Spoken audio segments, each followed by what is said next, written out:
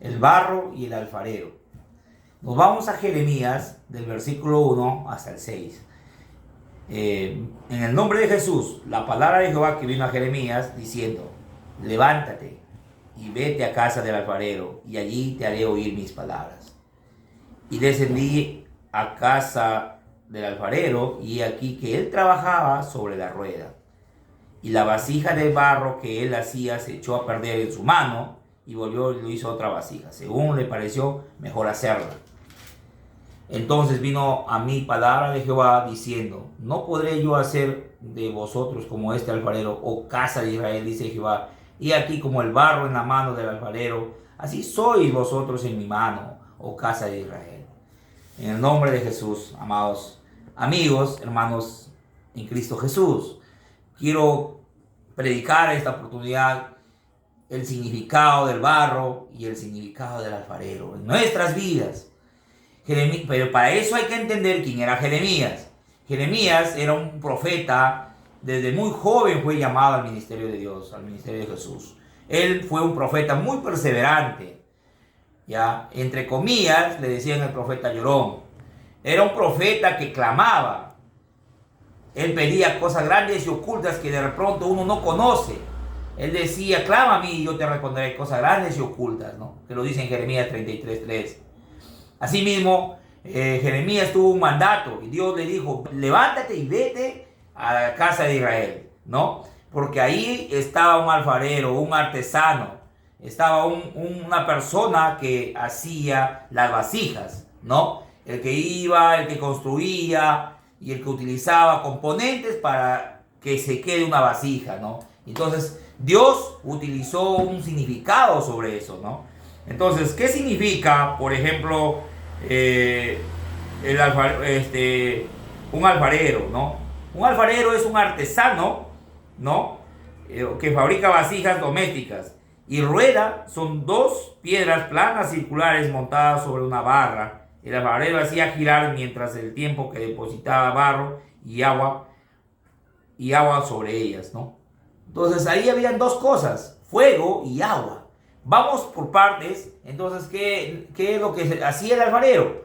El alfarero sacaba esas basuritas y Dios le dijo que de esas basuritas va a utilizar para conformar una nueva vasija.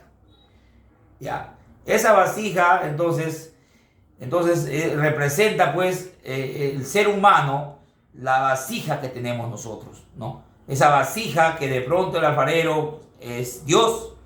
Entonces, ¿qué significa barro en lo espiritual? Barro en lo espiritual significa el molde, la forma y ese aliento que lo dio.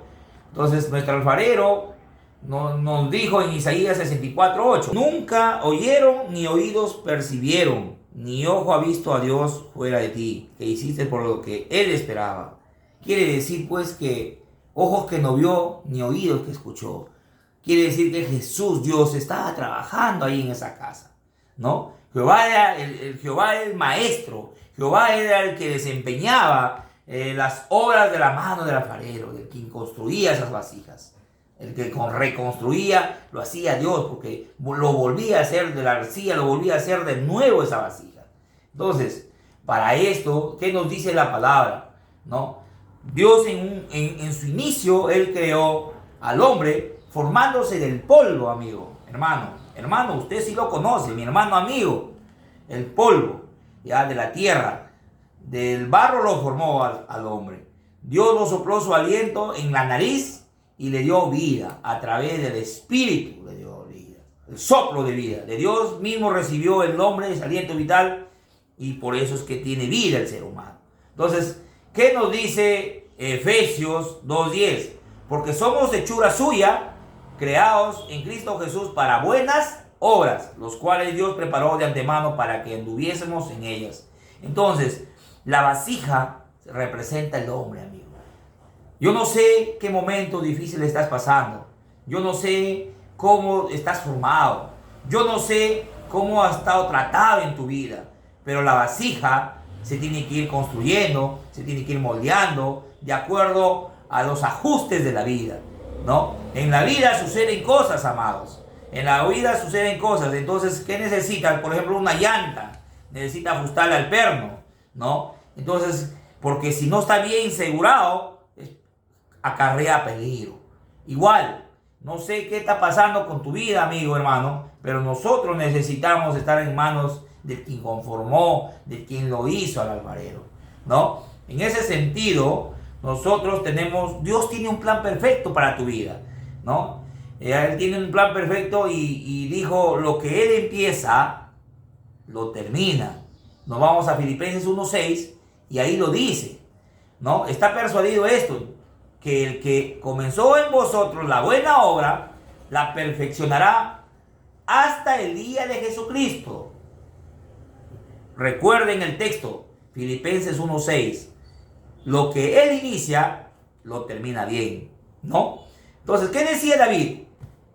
David era un instrumento muy profético en Jesús, Dios, y decía, tú me has examinado y me has conocido. Tú has conocido mi sentarme y mi levantarme. Has entendido desde lejos mis pensamientos. Eso decía David. Entonces, cuando uno no conoce lo que viene en el futuro, uno sí sabe lo que ha pasado, pero Jesús, nuestro Dios, también sabe lo que tú has pasado. Hoy te invito a reflexionar en las manos de Dios, que Él es el que construyó nuestra vasija, que Él es el que nos dio esa forma, ese molde, ese tratamiento, ese fuego, esa agua, ¿no? Necesitamos que en la casa del alfarero esté la palabra de Dios. Usted, mi amigo, usted, mi hermano, la palabra de Dios es la casa del alfarero. Tener palabra es tener casa del alfarero. En la casa del alfarero también están formadas nuevas vasijas. Usted, mi hermano, usted, mi amigo, usted es una vasija. Y como vasija grande, ¿ya? Como vasija de Dios, usted va a formar nuevas vasijas en su casa. Ahí va a haber hambre, va a haber sed, va a haber para beber de esa agua bendita de Dios, para que el fuego no se apague, que siga la chispa del Espíritu Santo. Necesitamos, hermanos, tener la autoridad. Tenemos que tener autoridad y sobre todo el poder de Dios. ¿Cómo vamos a tener la autoridad? Porque Dios nos ha institucionalizado al ser humano para que lo seamos a imagen y semejanza, a su rostro de Jesús. La autoridad es cuando estamos bien delante de Dios. Si estamos mal, no vamos a tener autoridad. Si estamos mal ante Dios, usted puede orar. Usted no puede tener autoridad si está mal ante Dios. Pero Dios, en su infinita misericordia y en su gracia, le puede volver a restaurar y ahí va a tener la autoridad que Dios da a sus hijos. Entonces, ¿qué herramienta se utilizó? ¿Qué herramienta se utilizó para conformar la vasija? Es el agua. Para darle forma que el alfarero quiere, ¿no? Entonces, el agua es palabra de Dios. El agua en esta clase o en esta prédica representa la palabra de Dios, el agua. Y el fuego para darle una forma definitiva y permanente. Ese fuego duele, amigos. Ese fuego es la rueda que dice en Jeremías del 1 al 8. Ahí usted va a leer la rueda. Hay que entender las palabras, si no, nuestra Biblia está en tema de hebreos, en el lenguaje hebreo, y hay que entender la palabra. Entonces, hoy la rueda significa el dolor. Rico, duele. Yo no sé cómo tú estás en el evangelio, amado. ¿Es por amor o por dolor? Pero mayormente venimos por dolor. Está bien, venimos por dolor, pero Dios va a sanar esa herida, ¿no? Esa circunstancia, ese problema, ese dolor, mediante el llamado, ¿no? Entonces, en Jeremías dice que Jesús, Dios lo mandó a la casa del alfarero y aquí que él trabajaba sobre la rueda. Y Dios utiliza la circunstancia para pulir tu vida, ¿no? Para aquellos que son soberbios o para aquellos que hemos sido soberbios de pronto en el mundo, porque todos tienen el orgullo. Pero cuando estás en Cristo Jesús, cuando estás en nuestro Señor Jesucristo, ese orgullo se baja, amado, y llega a la humildad. Y Dios de lo humilde te va a exaltar. Entonces, el barro se sometió a la mano de Dios mediante agua y fuego, ¿no? Y bueno, Dios lo iba moldeando. Entonces, conclusión, amados. Vamos a la conclusión. Casi viene el tema, ¿no? Siempre va a haber problemas, amados. Siempre. La vasija, no sé cómo está en tu vida. Puede estar bien o puede estar rota. Pero si está rota, usted preocúpese, amado, en buscarle a Dios al alfarero. Busque a Dios al alfarero. El alfarero lo va a construir una nueva vasija en su casa, en su familia, en su comunidad, en la sociedad, en lo político. Va a construir vasijas que van a tener temor a Dios. De la basurita que está, lo va a unir y le va a hacer una nueva vasija. Entonces, Dios dice, yo he venido para que tengan vida y lo tengan en abundancia. San Juan 10:10. Y también Él dice, yo soy la vid, ustedes los pámpanos.